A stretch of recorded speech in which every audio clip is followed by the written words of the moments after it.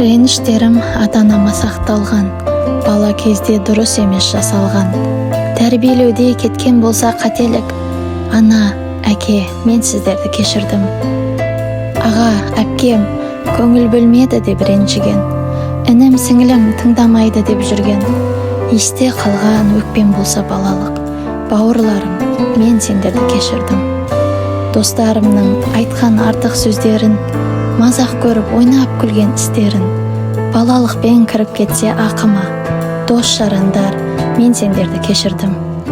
Туыстарым, ағайын жұрт, көпшілік, іште қалған жайсыз сезім баршылық. Реніштерім болса егер сіздерге, баршаңызды шын жүректен кешірдім. Жан жарымның маған ұрысқан кездерін, қызбалықпен қатты айтқан сөздерін, қандай да бір өкпе реніш болса егер, соның бәрін кешірдім.